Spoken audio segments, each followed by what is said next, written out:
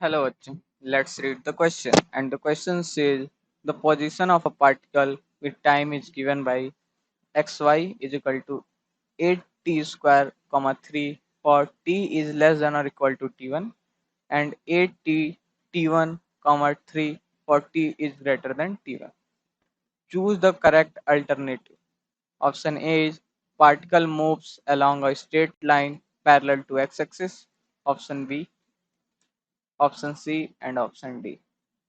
तो बेसिकली हम लोग का क्वेश्चन क्या कह रहा है कि हम लोग के क्वेश्चन में एक्स वाई कोऑर्डिनेट्स दिए हुए हैं एक टाइम t1 और t2 के इंटरवल मतलब कि t1 से पहले उसका एक्स वाई कोऑर्डिनेट कैसे टाइम के रिस्पेक्ट में मतलब कि टाइम के रिस्पेक्ट में अगर एक्स कोऑर्डिनेट देखें केवल एक्स कोऑर्डिनेट की देखें तो x is equal to 8t square अगर t is less than or equal to t1 and 8t t1 if t is greater than t1। ये केवल x कोऑर्डिनेट चेंज हो रहा है। और अगर हम लोग y कोऑर्डिनेट की बात करें तो y कोऑर्डिनेट जो था y is equal to 3 t is less than equal to t1 and y is also 3 t is greater than t1। मतलब इसमें देखे y कोऑर्डिनेट देखे तो इसमें टाइम का कोई फर्क ही नहीं पड़ा है क्योंकि इसमें टाइम का कंपोनेंट ही नहीं है। तो बेसिकली जो हम लोग का है y कंपोनेंट वो फिक्स हो गया क्योंकि y चेंज ही नहीं हो रहा है। तो अगर अब इस क्वेश्चन को सॉल्व करने के लिए जो की कॉन्सेप्ट है की concept to solve this question is पहला कि हम लोग को पता है कि वेलोसिटी निकालने के लिए हम लोग वेलोसिटी इज इक्वल टू होता है dx differentiation of displacement with respect to time and दूसरा acceleration is equal to differentiation of velocity with respect to time. ये दो क्योंकि हम लोग का जो ग्राफ है उसमें वेलोसिटी और एक्सीलरेशन इस टू टाइम का ही दिया हुआ है तो इसलिए हम लोग वेलोसिटी और एक्सीलरेशन निकालेंगे। और फर्स्ट ऑप्शन में हम लोग का पार्टिकल एक्स एक्सिस में मूव कर रहा है तो वो भी इसी से पता चल जाएगा। तो अगर हम लोग अब इस क्वेश्चन को सॉल्व करें नेक्स्ट स्लाइड में चलते हैं तो हम लोग का जो एक्स एक्सिस में जो हम लोग का आ जाएगा एक्स कोऑर्डिनेट तो हम लोग इसमें लिख लेते हैं ऐसे यहाँ पे दोबारा लिख लेते हैं एक्स कैसे है एक्स कॉमा वाई पूरा ही लिख लेते हैं एक्स कॉमा वाई कैसे चेंज हो रहा है 8t स्क्वायर कॉमा 3 यह है और यह 8t t1 कॉमा 3 ये t is less than equal to t1 और ये t is greater than t1। ठीक तो अगर हम लोग को अब अगर हम लोग को केवल वेलोसिटी डायरेक्शन ऑफ x मतलब कि केवल वेलोसिटी का x कंपोनेंट निकालना तो केवल हम लोग x वाले को डिफरेंशिएट करते हैं तो हम लोग vx क्या आ जाएगा वो आ जाएगा dy dx dy dt of x।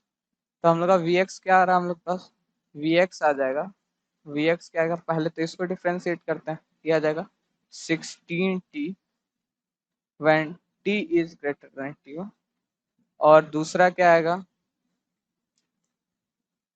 t1 हम लोग का फिक्स है 8t का differentiation 8t1 when t is greater than t1।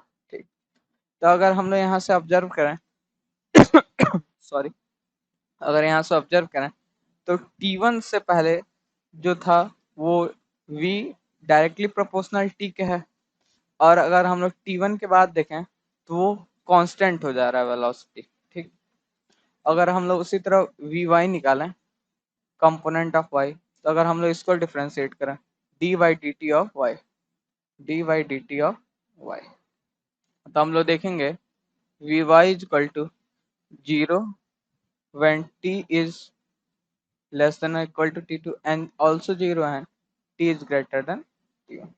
ठीक तो इसका मतलब क्या हुआ कि हम लोग की जो वेलोसिटी है वो केवल x डायरेक्शन में है या y डायरेक्शन में 0 है मतलब कि हम लोग का जो पार्टिकल है वो केवल x डायरेक्शन में ही मूव कर रहा है। ठीक और तो यहाँ से हम लोग क्या कंक्लूड कर पा रहे हैं from vx and vy we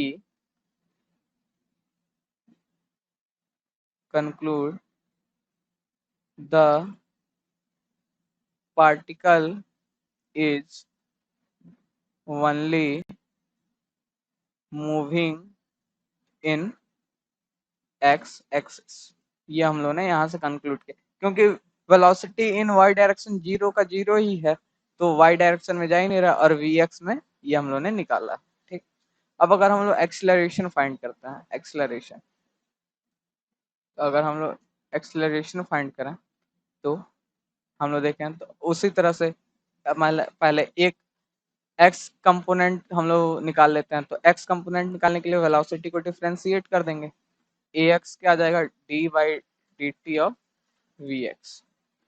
ठीक, तो यहाँ से ax क्या आ जाएगा, ये भी दो पार्ट में आएगा। ax आ जाएगा हम लोग के पास 16 when t is less than equal to t1।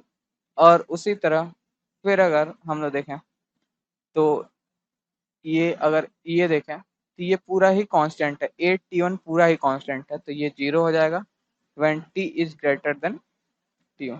तो अगर हम लोग देखें और उसी तरह से अब अगर हम लोग ए वाई निकालें तो ए वाई वेलोसिटी जब जीरो का जीरो है तो ए वाई जीरो ही होगा, मतलब कि acceleration in Y direction zero ही रहेगा। ठीक, अब चलते हैं हम लोग अगर ऑप्शंस मैच करें। A particle move along a straight line parallel to X axis. हाँ, क्योंकि जो हम लोग का मोशन है वो केवल वेलोसिटी हम लोग का जो आया है, वेलोसिटी जो आई है केवल वी एक्स में ही आई है।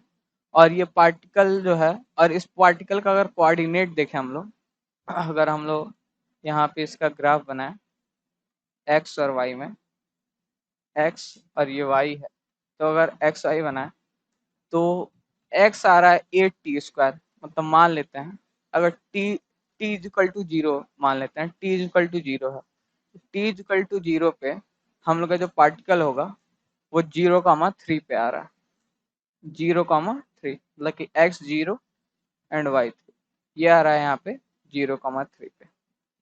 अगर मान लेते हैं टी इक्वल टू मतलब 1 है, टी इक्वल टू 1 है, तो हम लोग अगर देखें तो आ जा रहा है वो 1 देखें, अगर टी इक्वल टू 1 ले रहे हैं तो कुछ अगर T1 कुछ भी हो सकता है, तो इसलिए ऐसा कुछ नहीं करता है। तो फिर अगर हम लोग देखें तो ये 0,3 से यहाँ पे है, इनिशियली जो उसका पोजीशन है वो यहाँ पे है। और ये देखें तो हम लोग का जो Vx है केवल वही है, Vy जीरो, मतलब कि x डायरेक्शन में मूव नहीं करेगा, सॉरी y डायरेक्शन में मूव नहीं करेगा, केवल x डायरेक्शन में है, तो वो x डायरेक्शन में ही केवल मूव करेगा, क्योंकि y डायरेक्शन में इसका कोई कंपोनेंट ही नहीं है, मतलब कि केवल ये x डायरेक्शन में मूव कर रहा है, y डायरेक्शन में जा नहीं रहा, मतलब कि x एक्सिस के पैरेलल आएगा। ठीक, तो जो हम लोग का ऑप्शन ए है वो करेक्ट हो जाएगा, particle moving along a straight line parallel to x axis. अगर दूसरा देखें तो Vx और t में जो है Vx और t, तो अगर Vx में देखें तो पहले जो हम लोग का लीनियरली प्रोपोर्शनल है, फिर उसके बाद कांस्टेंट हो जा रहा है। लेकिन जो ग्राफ बी देखें तो उसमें यहाँ पे लीनियरली, पहले तो लीनियरली डिपेंडेंट नहीं है ग्राफ, और दूसरा कि यहाँ से t1 टाइम के बाद कांस्टेंट नहीं हो रहा, तो ये गलत हो जाएगा। दूसरा, यहाँ पे T1 टाइम तक लीनियरली डिपेंडेंट तो दिखाया है, मतलब v प्रोपोर्शनल टू t तो दिखाया है, लेकिन उसके बाद से कांस्टेंट हो जा रही है वेलोसिटी, तो ये भी गलत हो गया। उसी तरह अगर हम लोग देखें एक्सेलरेशन में हम लोग का क्या था, पहले एक कांस्टेंट कोई एक वैल्यू आई थी, T1 तक एक कांस्टेंट वैल्यू आई थी, उसके बाद से जीरो हो जा रहा था। तो अगर हम लोग देखें तो एक्सेलरेशन जो आया हम लोग का, एक्सेलरेशन का ग्राफ पहले कुछ वैल्यू तक T1 टाइम तक चला, उसके बाद फिर T1 से T टाइम तक वो जीरो हो गया। तो हम लोग का जो ऑप्शन जो ग्राफ डी है वो भी हम लोग के क्या कहते हैं इसको सेटिस्फाई कर रहा है। तो हम लोग का जो the correct options are A and D. I hope you will understand this question.